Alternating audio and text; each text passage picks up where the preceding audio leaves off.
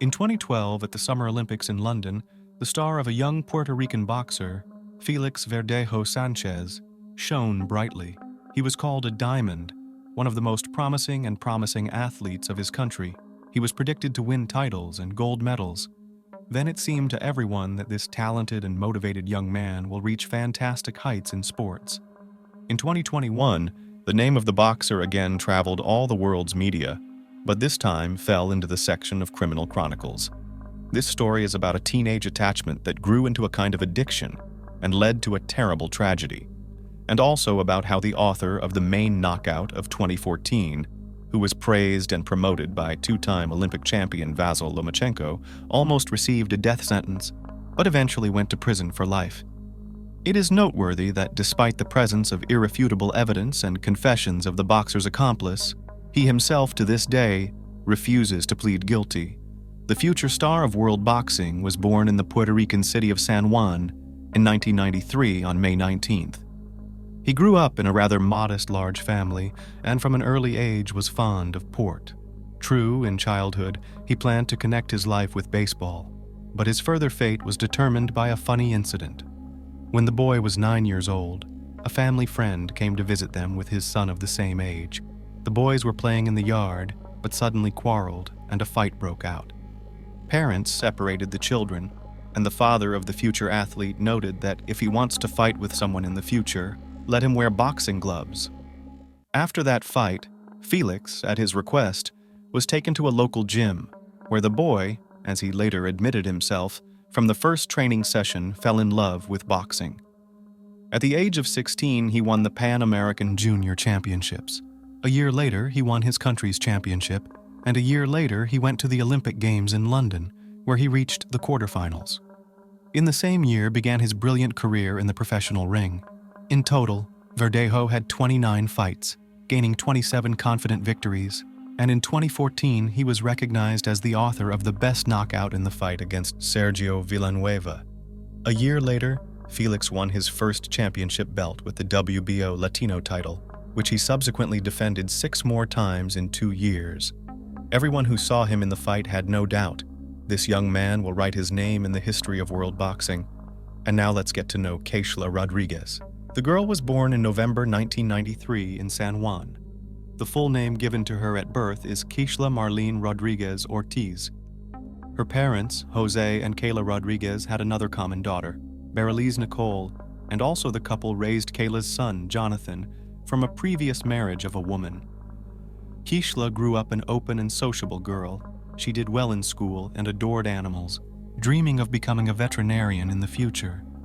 Her best friend was her sister Bereliz, to whom she confided all her secrets and worries.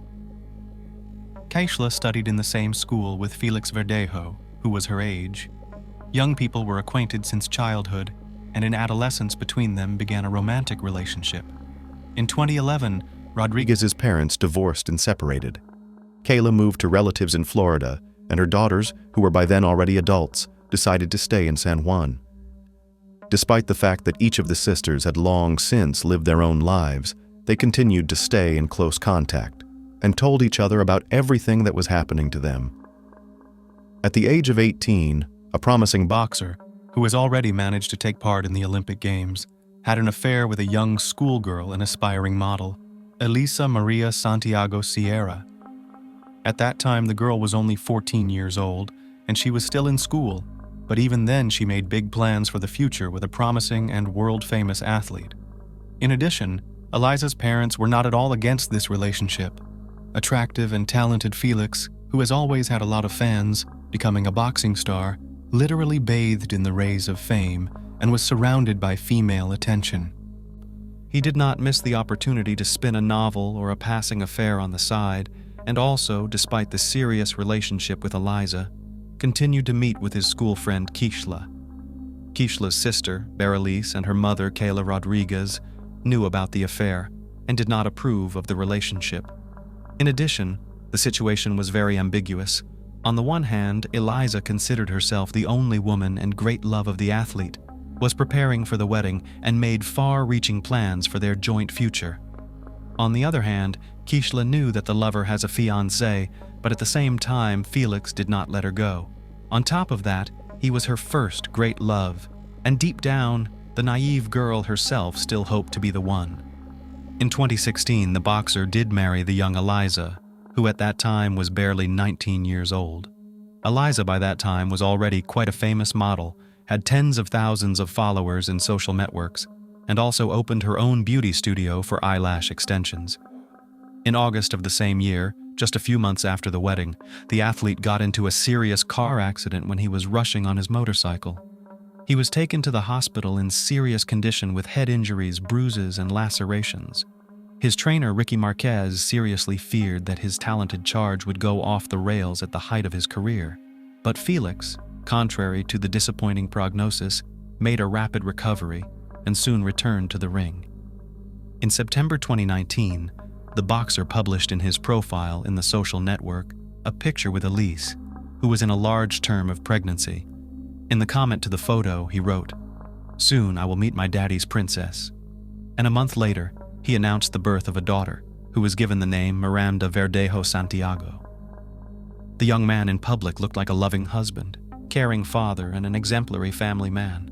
But secretly from his wife, he continued to meet with Keishla, who could not let go. As Eliza later admitted, she guessed that her husband was cheating on her, but every time he tearfully vowed to leave his mistress. Keishla repeatedly tried to break off this painful relationship, but Felix would not let her go. She had no other men, because the boxer threatened that if he found out about the fact that Keishla had someone, not good for her and her chosen one, Keishla herself, who had fallen in love with Verdejo since high school, continued to love him despite everything. Rodriguez, as planned, connected her life with the care of animals and got a job at the Center of Veterinary Medicine and Aesthetics. Colleagues described her as conscientious, hard-working, and very responsible. She lived with 2 dogs and a cat, which she simply adored. In 2020, Eliza discovered the correspondence of her husband with several mistresses, including Keishla.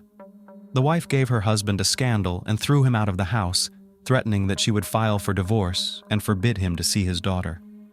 Eliza's threats had an effect. In addition, in the career of the athlete at that time, there was a serious decline and unnecessary problems where he did not need. For a while, he really stopped seeing Rodriguez, but Felix still did not let her go, trying to control almost every step Keishla. After a few months of secret visits resumed, and in April 2021, Keishla discovered that she was pregnant. She bought a rapid test at the drugstore, which only confirmed her fears. She first called her sister, who was aware of her complicated relationship with the athlete, and told her everything. It was out of the question to have an abortion, because Keishla was already 27 years old, and she was ready to have a child, even if she had to raise it on her own. A few days later, Keishla broke the news to the father of her child, hoping in her heart that he would accept it, but Felix was not happy, to put it mildly. He got angry and told his mistress that she should go to the doctor, and if the pregnancy is confirmed, it will be necessary to have an abortion. Naturally, Rodriguez answered him with a firm refusal, but the boxer began to threaten her and insist.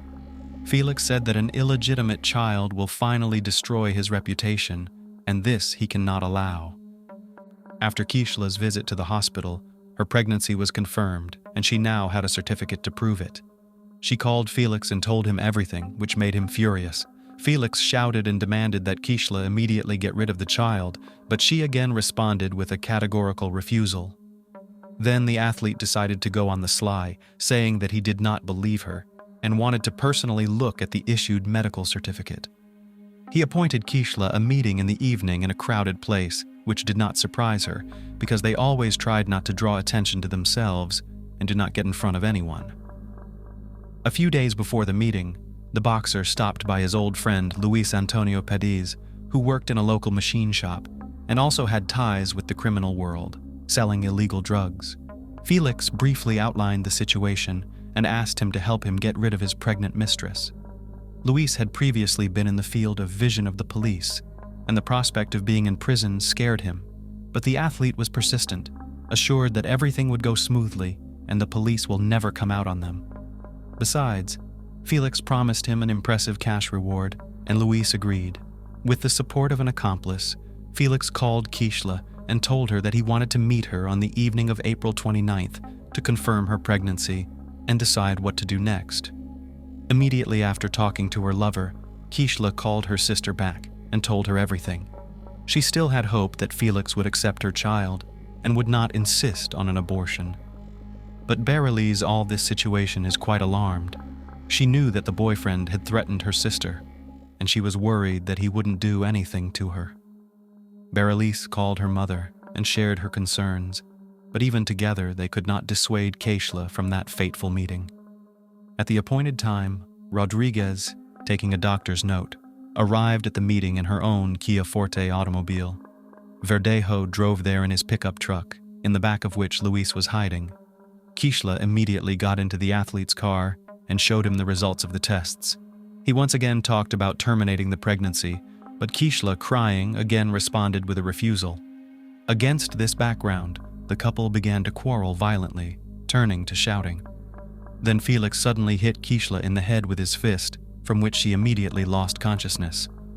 Until Keishla regained consciousness, Felix took a syringe with a large dose of illegal substances hidden in the glove compartment of the car, which Luis had obtained at his request, and injected Keishla. Then, together with his accomplice, they carried her to the back of the car, where there were already prepared pieces of wire and a concrete block. The men tied Rodriguez up, attached the load, and then covered her with a tarp so that no one would accidentally see anything. Felix then returned to the pickup truck while his accomplice got behind the wheel of Keishla's vehicle. Together, they drove to the bridge over the San Jose Lagoon. It was virtually deserted at night, and the men, making sure no one could see them, threw Keishla, still alive, into the water. Afterward, however, they decided to fire a few test shots in pursuit, using the firearms they had brought with them so as not to leave the victim any chance. Having finished the massacre, each of the perpetrators went home. Keishla's co-workers were the first to worry when she didn't show up at the Veterinary Medicine and Aesthetics Center the next day. Keishla has always been very responsible and couldn't just not show up for work without notifying anyone. Since she didn't answer the phone, it was decided to contact her sister to find out what happened. After several unsuccessful attempts to contact her sister, she went to her house. No one answered the door, but Berylise had a spare key, so she got in without difficulty. However, she was met only by hungry animals who had not eaten anything for almost 24 hours. Now Berylise was already in a panic because she realized that something terrible or irreparable had happened to Keishla. She immediately called her mother and told her everything, and then reported to the police about her suspicions and threats to her sister. She also called Felix, but he claimed that he had spent the previous evening and night at home with his family and had not gone to any meeting. The missing girl's mother took the first flight from Florida to San Juan. She thought that her lover might have taken her daughter to a private clinic and paid for her to have an abortion without her consent. Kayla didn't even want to think about the fact that Keishla was no longer alive. The first thing to do was to question the missing girl's neighbors and co-workers, but they didn't notice anything suspicious and couldn't provide the investigation with any useful information. In parallel, messages about the disappearance of Rodriguez were posted on popular social networks with requests to respond to those who know anything about her fate or current whereabouts. The case quickly received wide publicity, and when it became known that the missing girl was in a long-term relationship with a famous athlete and was expecting a child from him, reporters literally lined up to interview any of Rodriguez's family members. The relatives did not hold anything back and spoke out about their suspicions, among other things, blaming Felix for the incident. On April 30th, Keishla's car was found abandoned on the east side of the city, with her documents and personal belongings inside. No signs of struggle were found in the interior, giving a faint hope of finding its owner alive. On May 1st, a passerby strolling on the bridge over the lagoon saw a strange shape resembling a human body in the shallow water. He reported his discovery to the police, who soon recovered from the water the body of a young woman, presumably the same one the whole city had been looking for several days. Members of the Rodriguez family, who arrived to identify the body, hoped to the last that it was not Keishla, but their hopes were not realized. The body had been in the water for several days and changed a lot, but the girl was immediately identified by a remarkable tattoo on her arm. When news of the gruesome discovery hit the press, the residents of the city revolted and began to go out to spontaneous rallies, demanding punishment for those responsible. The same day, Verdejo was detained and taken to the police station for questioning, but the athlete categorically denied his involvement and claimed that on the night of Keishla's disappearance, he was at home with his family. As there was nothing to charge him, Felix was released on his own recognizance. One of the key witnesses was the athlete's legal wife, who at the first interrogation admitted that she was aware of his affair with Keishla, but that she had heard about her rival's pregnancy for the first time. On top of that, she did not confirm her husband's alibi, saying that he was not at home on the night of the murder. The first thing investigators did was check traffic surveillance footage on the way to the bridge from which Keishla was thrown. That's how they found Felix's pickup truck and the victim's car traveling behind each other. But the Kia Forte was clearly not driven by its owner. On the same day, the boxer's car was seized for examination, and in its body they found some hair of the deceased. Luis was the first to surrender to the police, promising to tell the whole truth in exchange for a reduced sentence. Felix was also taken into custody, but he refused to cooperate with the investigation, did not answer questions, and continued to deny his guilt, despite the presence of irrefutable evidence. A firearm was seized from Felix, which he used to shoot the victim from the bridge, and for which he had an official permit. Also, a cell phone check confirmed the fact that Felix, Luis, and Keishla were in the same location on that fateful night. Keishla's final farewell was on May 8th, and the funeral ceremony was all over the national news. It was a kind of action, calling for the perpetrators of the tragedy to be punished to the full extent of the law, as well as an action to draw public attention to the problem of gender violence. The coffin with Rodriguez's body was brought to the cemetery not in the traditional hearse, but in a white carriage, over which white flower petals were thrown from the air. Many famous Puerto Rican natives, including show business stars, athletes, politicians, and public figures, have spoken out about the high-profile incident.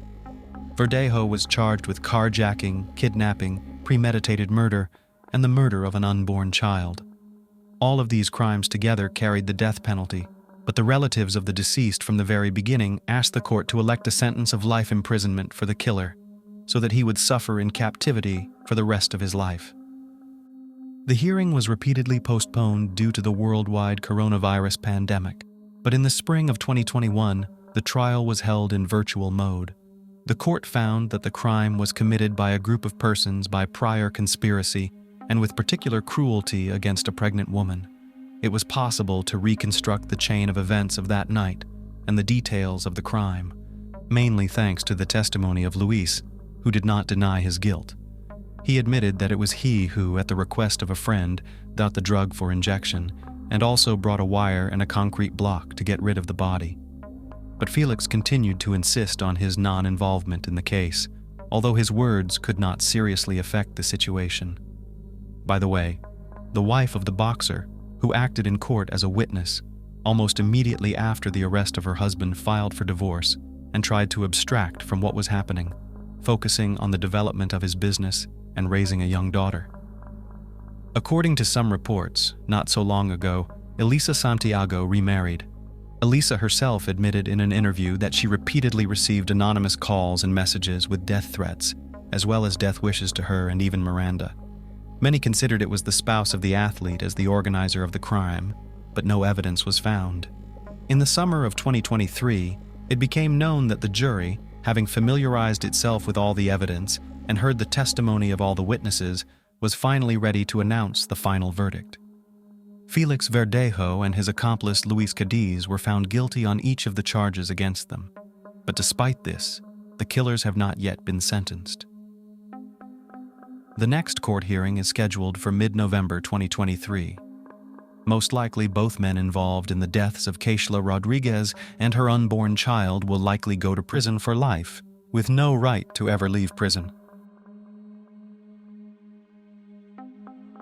In February 2018, the quiet town of Deltona, located in eastern Florida off the Atlantic coast, was rocked by news of the brutal murder of a young man named Patrick de la Cerda. The 25-year-old man was found dead in his home, and the nature of his injuries, suggested that the perpetrator had a personal grudge against him. The Patrick de la Cerda case is an example of an almost perfect, elaborate, and planned crime that may well have gone unsolved. Although the murderer was named almost immediately, no direct evidence was found to prove his guilt. As later claimed investigator Chad Weaver, who investigated the case, he realized from the beginning that it would be a real detective, worthy of screen adaptation. In fact, so it happened. Who is Patrick de la Cerda? Patrick de la Cerda was born in June 1992 in one of the most picturesque metropolitan areas, Miami, in the state of Florida. His father, Max de la Cerda, was a native of Spain, and his mother, Patricia Ronza, was born and raised in France, but in the 80s moved to the United States, where he soon married and gave birth to a son. De la Cerda family was very friendly and happy. Patrick grew up in an atmosphere of love, care, and mutual respect. He was a very kind, intelligent, and sociable guy, studied well in school, could easily become the soul of any company and chalk a lot of friends. And also the boy from childhood years was very close to his parents, who did not spare no effort and money to ensure that the son received a good education and grew up a worthy man. The head of the family worked all his life in the field of construction and was an excellent specialist in his field. The family was not rich, but was considered quite well-to-do by the standards of the big city. After graduating from high school, Patrick decided to enter the construction faculty to continue his father's work. When the young man was studying at university, his parents, after almost a quarter of a century of living together, decided to divorce. It should be noted that they parted very quietly and peacefully, without scandals, division of property, and the like. The mother moved to the quiet town of Deltona, located in the east of the state, where she soon remarried. The adult son decided to stay with his father in Miami, where they worked together and were respected and sought-after professionals in the construction industry. Despite the divorce of the parents, all family members remained very close and were friendly with each other. They were always in touch with each other, calling and communicating regularly, and were always ready to help when needed. Patrick regularly visited his mother in Deltona, told her about everything that was happening in his life, shared his joys and experiences. Meeting the girl of his dreams. Thanks to his French-Spanish roots, the young man from an early age had a bright appearance and enjoyed great success with the fair sex. But for him has always been an example of the family in which he grew up, so Patrick did not seek frivolous and fleeting affairs. He dreamed of a bright, mutual feeling and a strong family of his own. With the girl of his dreams, de la Cerda met by chance on the internet, on one of the popular sites where lonely hearts are looking for each other. He registered there and created an account on the advice of a friend, but he himself did not fully believe that it was really possible to meet his soulmate there. One June evening in 2017, without much enthusiasm, he was flipping through the profiles of girls on the site, as suddenly his attention was attracted by a photo which depicted a searing brunette with a rather unusual bright appearance. She had big, just bottomless eyes and a charming smile. Patrick was literally enchanted and decided to write to the beautiful stranger. She responded to his message, and a relaxed communication started between them. The girl's name was Jessica Devnani. She was born in 1988 in the city of Orlando, located in the central part of the state of Florida. After graduating from high school, she entered one of the local universities, where she studied banking, and after graduating, she got a job at a bank branch in her native Orlando. Jessica was also immediately attracted to the handsome young man. For a few days, they corresponded actively on the website and then decided to exchange phone numbers. For the next couple of weeks, they called each other every evening and talked for hours about everything. The couple quickly developed mutual sympathy and trust, so the young people decided to meet in real life. But since they lived in different parts of the state, they chose a place about halfway to each other for the meeting. Already on the first date, Patrick realized that Jessica was the girl he had been looking for so long, and whom he now does not want to let go. She also liked him immediately, and Jessica was a little confused by the age difference because she was 4 years older than Patrick. On the way home, Patrick called his mother and told her that he had met the girl of his dreams, whom he wanted to marry and start a family. Patricia heard the joy and excitement in her son's voice, realized that he was serious, and was happy for him. This long-distance relationship lasted several months, and it was a big problem because the couple could only see each other on weekends, somewhere neutral. Usually they rented a hotel room in some cozy, secluded place and just enjoyed each other's company. But on Sunday night, everyone flew back to their homes because they had to go to work on Monday morning. Marriage proposal. In December 2017, Patrick moved to Delton, where his mother lived, to be closer to his sweetheart. He bought a house there in a quiet neighborhood and began to carry out some repair work, preparing a cozy nest for the move of his chosen one. But Jessica could not yet so immediately leave work, and they planned a housewarming party for early spring next year. On the eve of the new year, which the couple met together, the young man decided to make his girlfriend a surprise. He arranged fireworks in the backyard of the house, and while Jessica admired the fireworks, got down on one knee and held out a box with a ring, asking her the most important question: will she become his lawful wife? Jessica was unspeakably happy, and of course answered him in agreement. Patrick admitted that he had been looking for a ring suitable for the engagement for a long time, but he had not found the perfect one in any of the jewelry stores. All of them seemed to him not beautiful and refined enough for such an occasion. He chose the best of what was available to be able to make a proposal before the new year, but ordered another one in the jewelry workshop, an exclusive ring, the design of which the young man came up with himself. Something had happened to Patrick. 2 months have passed since the engagement. Preparations for the wedding and the upcoming housewarming were in full swing. The couple's choice was approved by their parents, and they themselves were unspeakably happy, preparing for a new stage of their lives. The young people planned to arrange a lavish celebration in Miami, on the shores of the Atlantic Ocean, or in France, where the groom's mother was from. On February 27, 2018, Max de la Cerda, Patrick's father, received a call from a courier. The father's number was listed as an additional contact. The courier reported that his son's order was delivered to the specified address, but the customer does not open the door and does not answer the phone. This was very unlike Patrick, so the father immediately got worried, but since he was at work at that moment and could not go to pick up the order, and at the same time to check if everything was all right with his son, Max decided to ask his future daughter-in-law. He called Jessica, and with anxiety in his voice said that he couldn't reach his son. Jessica herself had been trying to contact her fiancé since morning, but he didn't answer messages and calls. When she mentioned this to Patrick's father, Max pronounced, "Something must have happened to Patrick." Jessica immediately dropped everything she was doing and headed to the groom's house as fast as she could. When she pulled up, she immediately saw Patrick's car in the driveway, which indicated that he hadn't gone anywhere. Since she had her own key, Jessica entered the yard and called out loudly to her lover several times, but there was no response. Jessica carefully opened the front door and saw a horrifying picture. Her fiancé was lying practically at the entrance, in a pool of his own blood. He showed no signs of life. Jessica immediately rushed to call the emergency services, but the paramedics who arrived on the scene were unable to help Patrick and only declared him dead. By the time the police arrived, a distraught Jessica was sobbing in the backyard of the house where Patrick had proposed 2 months earlier. When one of the officers approached her, she only looked at him and told him she knew who had massacred her lover and ruined her entire life. A rich and powerful ex-boyfriend. To understand this difficult case, and to understand who could want to kill a young guy who at first glance had neither enemies nor ill wishers, you need to go back a little bit, at the time when he and Jessica just met. The thing is that, at that time, the girl was in a relationship with a certain Gregory Bender, a wealthy businessman who owned his own investment fund. Jessica met Gregory in her student years. He was 20 years older than her, and he literally turned the young beauty's head.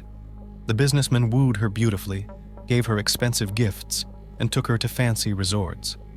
Jessica thought she had found her one and only love, but soon she began to notice some oddities in his behavior. Gregory sought to control his girlfriend in everything, closely watched where she goes and with whom she communicates. If Jessica had an admirer, he immediately got rid of him through threats and intimidation. At the same time, he told her almost nothing about himself. This relationship lasted almost 8 years, and during this time, Gregory never introduced his chosen one to his family or friends.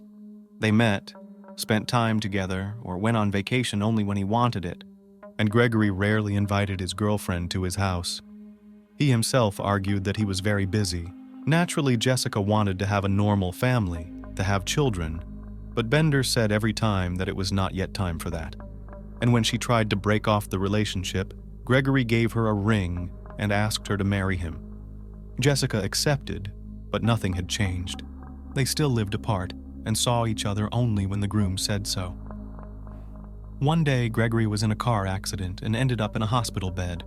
When Jessica heard about it, she rushed to him, but beforehand she decided to stop by his house to get some things for Gregory.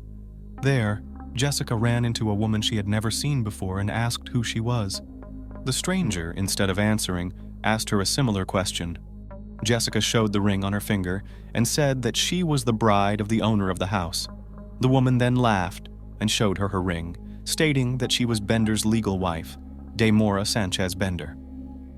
After such a shocking revelation, Jessica decided to immediately part ways with the businessman who had cheated her for so many years. However, the boyfriend began to literally pursue Jessica, begging her to return, promising that he would divorce Deimora in the near future, and then they could get married. She once again believed this man, but time passed, and nothing in their relationship did not change. Finally tired of this affair, Jessica filled out a questionnaire on a dating site, where she soon met Patrick.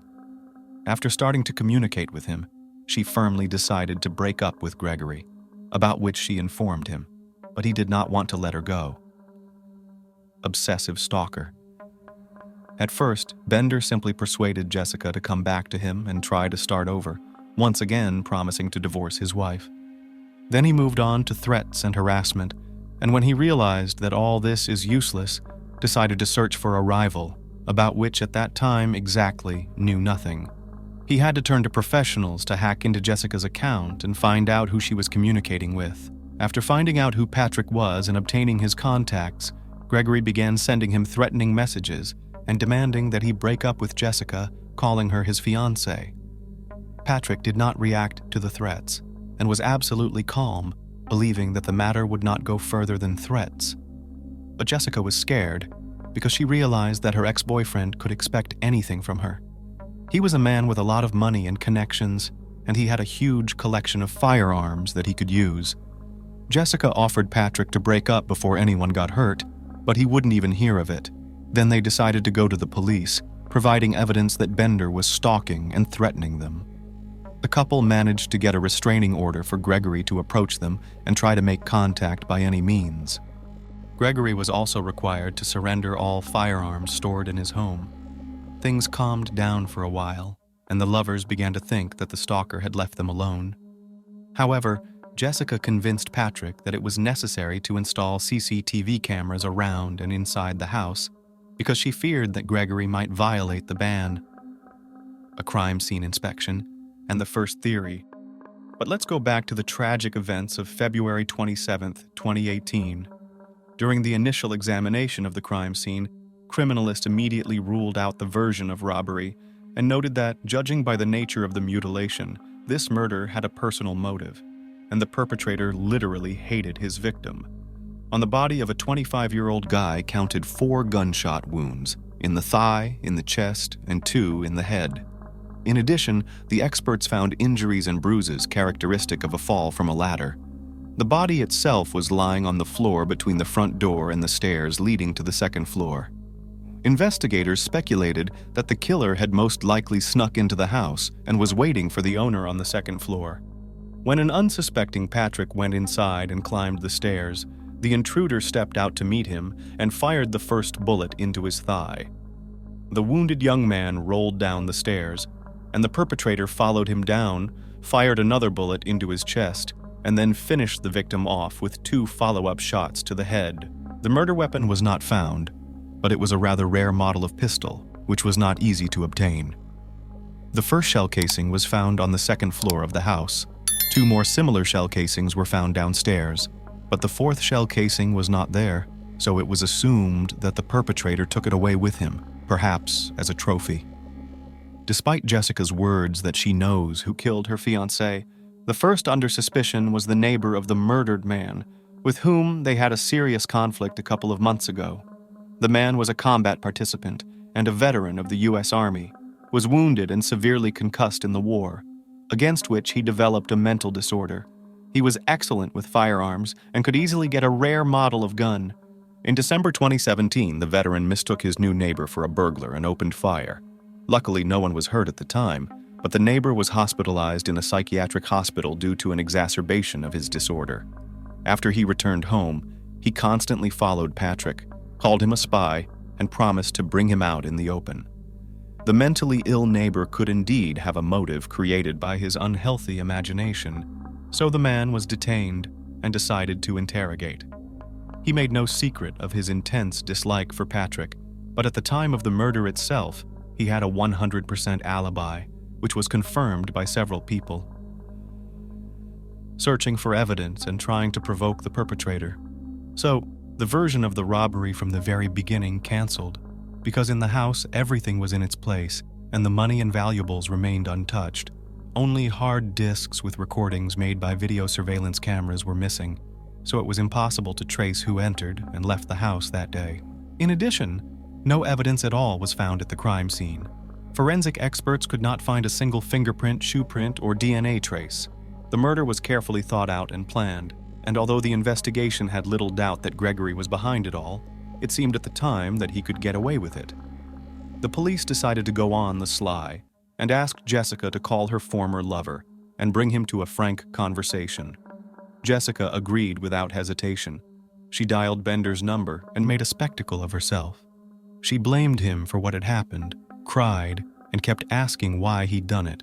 But Gregory seemed to have figured out what the investigators were up to from the start and persisted in pretending he didn't understand. When Jessica said that he killed her fiancé, the businessman pretended to be surprised by this news, and after expressed his condolences to the ex-girlfriend. To get Gregory to confess, to make him mad, or to force him to commit a blunder never succeeded.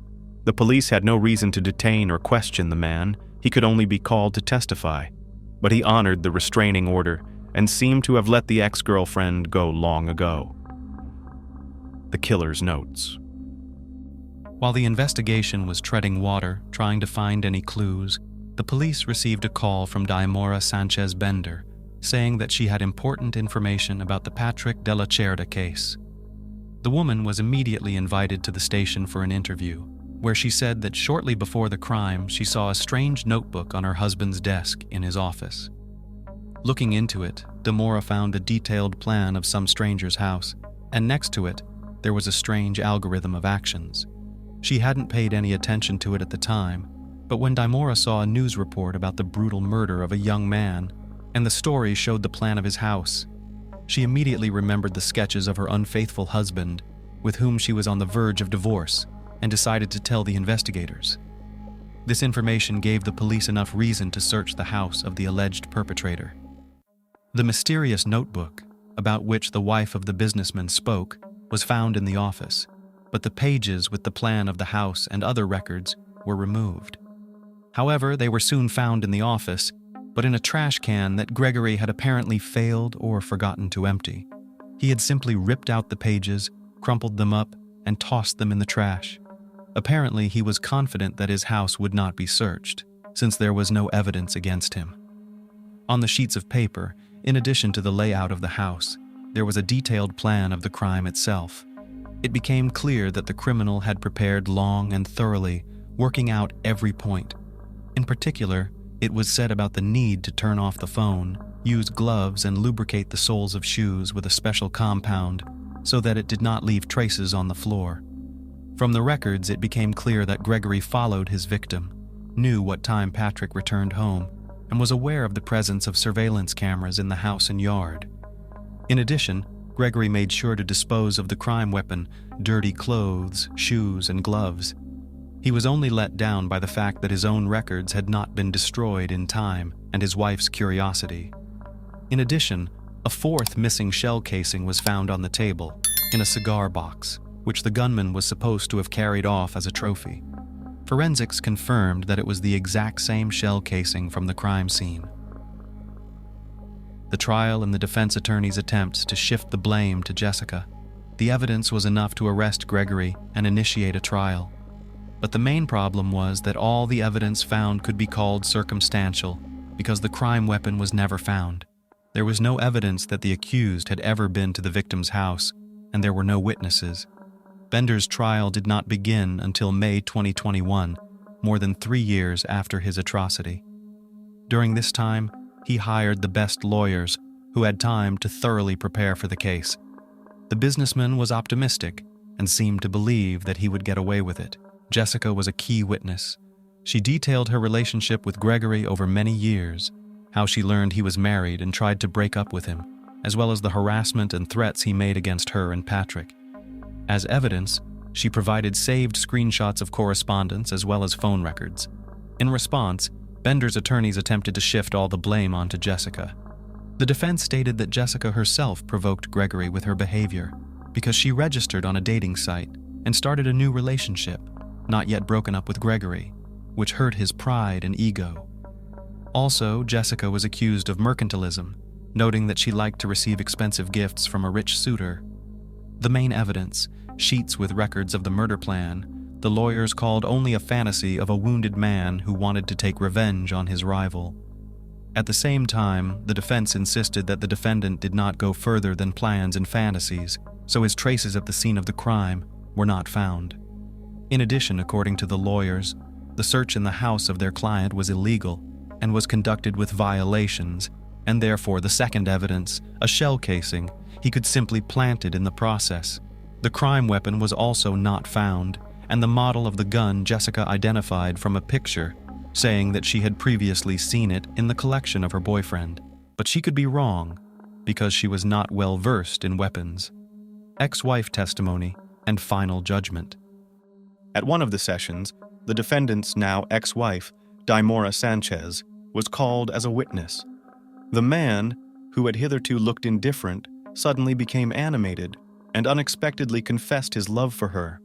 The ex-wife was moved by this confession and apparently changed her mind about testifying against Gregory.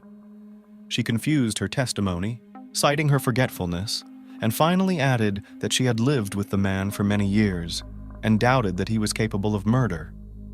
Despite attempts by defense attorneys to challenge the legality of the search of the defendant's home, despite his ex-wife's unexpected statement, and despite the lack of direct evidence, the jury, after hours of deliberation, still found Gregory Bender guilty of first-degree murder. He was sentenced to life imprisonment, barring him from ever being eligible for parole. As the judge read out the sentence, the defendant stared at Jessica intently, seemingly without even blinking. He was literally glaring at her, which made her feel sick and almost had a panic attack. She sat next to her late fiancé's mother and at one point began sobbing and literally choking. Despite numerous attempts by Bender and his highly paid lawyers to appeal the verdict and get the case reviewed, all of their appeals were rejected. Not the least role in this played a wide resonance of the case in society, because a wealthy millionaire businessman in cold blood massacred a simple working man and tried to get away with it. The story of Patrick de la Cerda was widely covered in the press. With Gregory Bender still behind bars at the moment, Jessica Devnani says she feels safe and continues to live for Patrick and keep his memory alive. She wears the ring he gave her as a gift, as well as that exclusive piece of jewelry Patrick never got around to giving her. Jessica maintains a close relationship with her deceased fiancé's parents, who treat her like their own daughter. In 2012, the family of one of the richest people in Brazil, businessman Marcos Matsunaga, became the center of attention after Marcos disappeared on the eve of a major billion-dollar deal. The case shocked the whole country, and photos of the inconsolable widow of the millionaire did not leave the front pages of the leading national publications. Initially, as the main version, the police considered the intrigues of competitors who could kidnap and get rid of the businessman in order to disrupt the upcoming deal. However, the revealed truth turned out to be much more cruel and terrible. The story of a cold-blooded murder and a monstrous attempt to cover up the crime formed the basis of several documentaries. Who is Marcos Matsunaga? Entrepreneur Marcos Matsunaga was one of the richest people in Brazil and ran a family business producing various food products, Yoki. The company was founded by Marcos's grandfather, who had once emigrated across the ocean. His name was Yoshizo Kitano, actually, from the first letters of the surname and first name of the founder, and the name of the brand was formed. The foundation of the future business empire was laid in the middle of the last century. It is noteworthy that it all started with a small flour milling enterprise, which managed not only to survive, but also thrive during the years of crisis and war, and then transformed into a huge company with a worldwide reputation and the widest range of products. Marcos was born into a wealthy family, and from an early age he knew no denial of anything. He did not have to build and develop his business from scratch, because he inherited everything that his grandfather and father had created, becoming the CEO of the family food company. He had every chance to become the first billionaire in his family, and he strived for this almost all his conscious life, but such grandiose plans were not destined to materialize. Everyone who was personally acquainted with Marcos characterized him as a good and quite talented businessman, who managed not only to save, but also to multiply the family capital, several times increasing profits. But he was not an easy man. Capricious, arrogant, with a heavy character, and a constant desire to control everyone who was near him. In addition, the businessman was far from handsome in appearance. He suffered from childhood overweight, had problems with vision, because of which he wore glasses, and he was also short in stature and somewhat clumsy. All this from an early age created a lot of problems for the boy when communicating with his peers. He had almost no friends and female representatives of the female sex, and had all shunned this strange and peculiar guy. Marcos, for a long time, all failed to build a long and serious relationship with anyone, because beyond a couple of dates, it did not go. Even his own business and multi-million-dollar inheritance did not make him an enviable and desirable bachelor. He repulsed women with his arrogance and egoism, so Marcos often used the services of escorts and representatives of the ancient profession. There is practically no information about the entrepreneur's first wife in open sources. It is only known that he did not marry out of great love or passion, but rather out of desperation and at the insistence of his relatives. Despite this, the marriage lasted several years, although both spouses almost immediately began to regret their decision to start a family. At first, the young wife tried to put up with the complex character of the businessman, hoping that in time they will manage to become a happy couple where both support and understand each other. But the young woman was wrong, and over the years they only increasingly distanced from each other. Also, Marcos constantly cheated on her and did not even try to hide it or somehow justify it. And he looked for mistresses mainly on websites where girls offered intimacy for money. Alice was one of those girls. She was an escort, and her portfolio was available on the relevant platforms. It was there that the businessman noticed a bright, attractive blonde with a beautiful figure and began to regularly invite her on dates, generously paying for them. Alice was 6 years younger than him. She was born and raised in a very poor and dysfunctional family living in one of the most crime-ridden areas of the city. Alice didn't know her own father. Her mother was a heavy drinker, and she was involved with men who shared her addiction. The girl had a hard and joyless childhood. At a very young age, she was repeatedly beaten, harassed, and abused by her mother's roommates. Barely finished school, Alice literally ran away from home and forever left the neighborhood in which she grew up. The girl took nursing courses, after which she got a job at a hospice. However, she soon realized that caring for dying patients is far from the limit of her dreams and abilities. In addition, sensitive and vulnerable young woman quickly became attached to people, and the death of each patient perceived as a personal tragedy.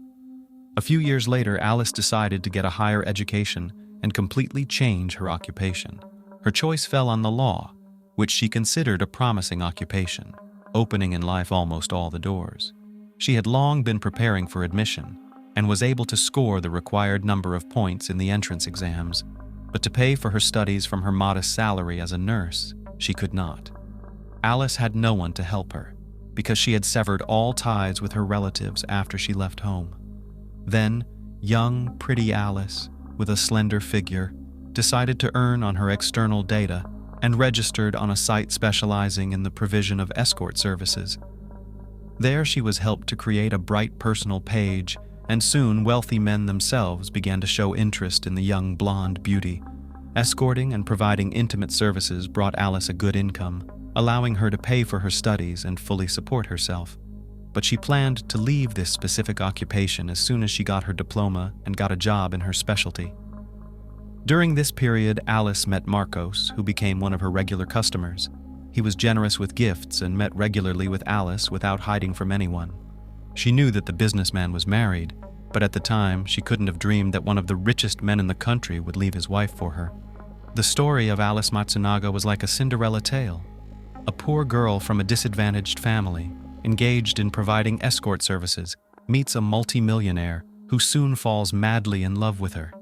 Marcos really literally lost his head, but now it is impossible to say for sure whether Alice herself made efforts to do so. After about 6 months, Marcos realized that he wanted not just to date his new young mistress, but to be with her permanently. He, without a second thought and regret, filed for divorce from his first wife and began to present everyone Alice as his fiancée. For obvious reasons, the businessman did not want anyone to know about how he met his chosen one and what she earned a living. Therefore, the couple came up with a quite ordinary story of a casual acquaintance in a cafe and adhered to this version. Even the closest relatives and few friends of Marcos did not guess anything. However, Alice in the family Matsunaga received not too welcome. The parents of the entrepreneur guessed that this attractive young person put into action all her charm to fall in love with the rich but ugly Marcos.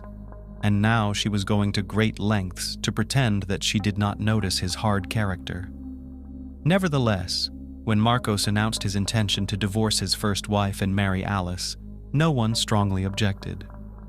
The businessman arranged a lavish wedding in the traditional style, with a white dress, a large number of guests, and a huge tiered cake. After that, he moved his wife to his huge and luxurious mansion, where she became a full-fledged mistress. Matsunagi had long been known as an avid collector of expensive wines and rare weapons. For wines in his house was built a huge cellar, where the bottles were carefully sorted by year and country.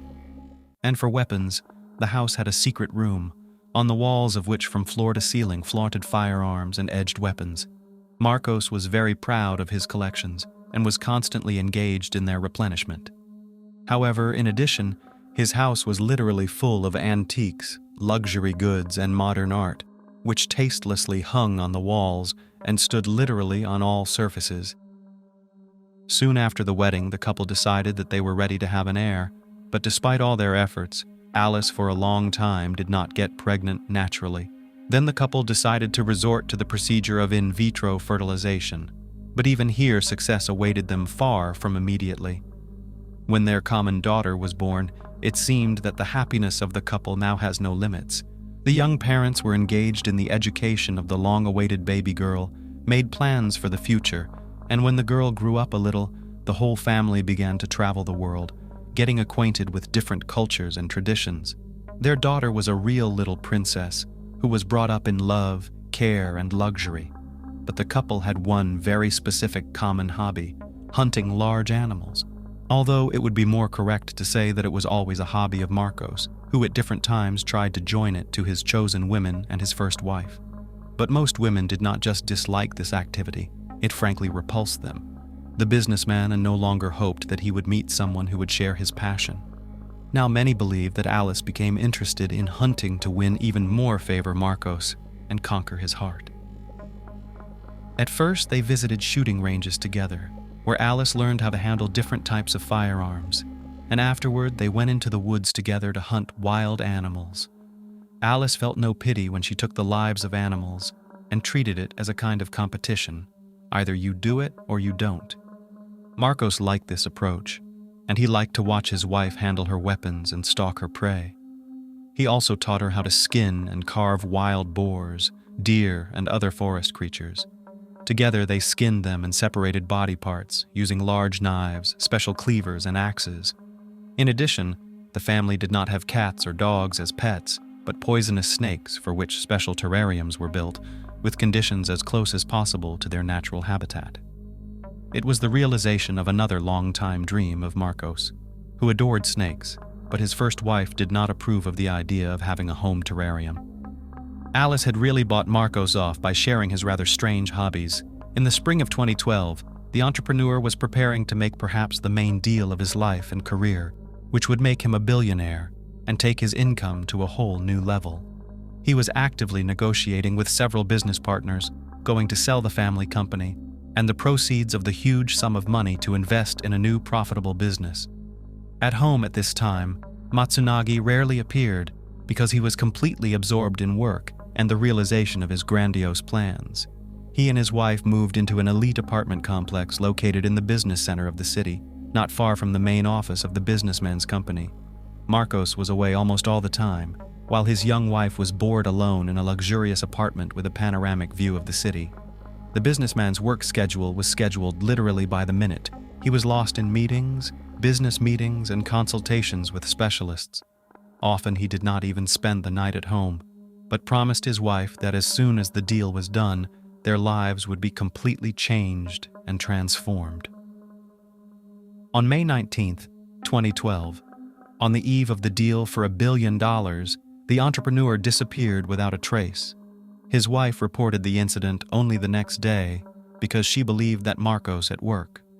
According to Alice, in the evening he was scheduled a meeting which could last into the night, and early in the morning, her husband was to meet with a business partner, so he took some things, warned that most likely to spend the night in the office, and then go straight to the deal. When the next day Marcos did not return home and stopped answering his phone, Alice became concerned and reported him missing. The police immediately found out that the entrepreneur did not show up for a meeting in the evening or an important meeting in the morning, which he simply could not miss. In this regard, there was immediately a version that the millionaire was kidnapped, and most likely, his family in the coming hours will receive ransom demands. But 24 hours passed. Then the second, no ransom demands were received, and hopes that Matsunaga was still alive were literally melting before our eyes. Investigators at this time did not sit idle and began to question relatives, friends, and business partners of the businessman, trying to find out whether he had enemies and who could be beneficial to his disappearance or the disruption of the upcoming deal. However, despite all efforts, it was not possible to find a specific person or people who might have wished the death of the businessman. He ran his business competently, was able to prioritize and plan his steps ahead, so that his strategic decisions made almost everyone always benefited. A few days later, after taking her little daughter, Alice came to the home of her father-in-law and mother-in-law to tell what she had not dared to tell the police. The young woman with tears in her eyes said that her husband has long been cheating on her with a girl named Natasha Villarreal Lima and did not hide it. True, after several major quarrels and threats to divorce, Marcos promised that he would leave the mistress for the sake of preserving the family. In fact, the man did not stop meeting with Natasha, but began to do it more carefully, so as not to provoke another family scandals. The wife guessed everything and decided to hire a private detective to gather evidence of the businessman's infidelity. Alice had photographs and videos of her husband on romantic dates with the same Natasha. It was noteworthy that he took his new girlfriend to the same restaurants and entertainment venues that he and his wife frequented and where everyone knew him. Marcos seemed to demonstrate to others how much he disdained his wife and can openly cheat on her without hiding from anyone. As it later turned out, Natasha Lima businessman found on the same site escort services where he once met Alice. They met for about 5 months, and during that time he gave her an expensive car and also paid a large sum of money for Natasha to remove her profile from the site. The available photos and videos proving her husband's cheating, the daughter-in-law presented to Marcos's parents. She also added that she had shown all this to Marcos the day before his disappearance, but instead of making excuses and asking for forgiveness, he simply packed his things, told his wife that he was leaving her, and then left their apartment and disappeared without a trace. Based on Alice's story, her husband, giving in to passion, simply decided to run away with a new mistress. But everyone who knew Matsunaga unanimously asserted that he could not just leave the business and disappear because he was too serious about the business, which for decades built his family. Answers to many questions were found about a week later, when in a deserted area, half 100 kilometers from the house of the businessman, A passerby found scattered garbage bags, inside which were the remains of a human body. The man immediately reported the gruesome discovery to the police, and it soon became clear that the victim was Marcus Matsunaga, who was searched for all over the country. Experts determined that the businessman was killed by a shot to the head, after which his body was dismembered, packed into garbage bags, and taken to the outskirts of the city. It was noteworthy that the murderer, according to the pathologists, was either a surgeon or an experienced butcher who was proficient with a carving knife. Such a conclusion was inevitable, based on how accurately and professionally the cuts were made in the right places to separate the body parts from each other. At the first stage of the investigation did not have any concrete leads, so it was decided to start the investigation from the place where the deceased man was last seen alive. Elite residential complex where Marcos lived with his wife and daughter was equipped with numerous video surveillance cameras, the records of which began to be scrutinized. It turned out that the evening before the disappearance, the couple ordered food delivery home. On the recordings of the camera in the elevator was seen as Marcos goes down to the first floor and then comes back with boxes of pizza in his hands. He enters his apartment and never leaves it again, not that evening, not at night, and not the next day. Matsunagi seems to disappear into his own home, but in the morning his wife leaves the apartment with 3 large wheeled suitcases. The footage shows that the suitcases are very heavy, and she moves them with great difficulty. The investigators had already guessed what kind of luggage it was. On the same day, the businessman's widow was taken into custody and brought to the police station to testify. At first, she tried to deny everything and stuck to the initial version that her husband had left her for a mistress. But when she was shown the elevator footage, she burst into tears and started talking. According to Alice, their family life has long since broken down, and from the former idyll is not left a trace. Her husband humiliated her, constantly reproached her with the work in the escort, saying that he pulled her out of the mud and also stated that she was a bad mother for their daughter. He also tried to control literally every move his wife made, not allowing her to make friends. When Alice once raised the topic of divorce, Marcos laughed and replied that he would leave her with nothing, take the child, and forbid her to see him. Alice said that on that fateful evening she showed her husband received from the detective pictures, which were captured Marcos with his mistress, but he only made him angry. He slapped his wife, and then, according to her, everything was as if in a fog.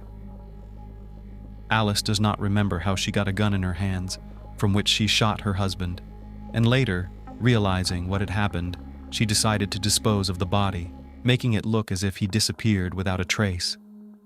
Alice had experience as a nurse and was familiar with human anatomy, and her husband had taught her how to skin and cut up animal carcasses, for which they had the necessary tools at home. All that followed was a matter of technique. While Alice was cutting up and bagging her husband's body, their young daughter was sleeping peacefully in the next room. From the beginning, Alice's testimony raised many doubts and questions. In addition, it soon became clear that the very pictures and videos proving Marcos's cheating, his wife received from the hands of a private detective only on May 20th, that is, after she had killed her husband. Then, as I said, Alice took these photos and videos to the parents of the businessman, saying that Marcos had abandoned her by running away with his mistress. We also managed to find Natasha Lima, who appeared in court as a witness. According to her, Marcos himself wanted a divorce, but frankly afraid of his wife, saying that she was mentally unstable and capable of terrible things. The last time Natasha saw her lover the day before his disappearance, he complained about the constant scandals in the family and said that after the sale of the company is going to move to live in Florida, where he plans to establish a new company. Taking Alice with him was not part of his plans. He was going to divorce her and forget her like a terrible dream. Another terrible discovery was the discovery by experts of blood in the lungs of the dead man, which indicated that Marcos was still alive and trying to breathe when his wife separated his head from the body. This is wild and horrifying. Alice herself vehemently denied this, insisting that he died instantly from a bullet. The pathologist also found that the same bullet entered Marcos's head at a rather odd angle, as if he was sitting or lying down, not expecting to be shot. so he didn't even try to defend himself or dodge. This contradicted Alice's account of her husband attacking her and her trying to defend herself. On top of that, almost all the witnesses who testified at the trial denied that Matsunagi could have hit his wife. Yes, he had a difficult character, could say various hurtful words, but in life never raised a hand on anyone. Everything looked as if Alice herself made up this episode, because Marcos could not refute anything. As a result, the court found Alice guilty of premeditated murder with particular cruelty and attempting to conceal the crime. Alice Matsunaga was sentenced to 20 years in prison, which many considered an extremely lenient punishment for such a crime. The parents of the deceased man are now responsible for the upbringing of their daughter.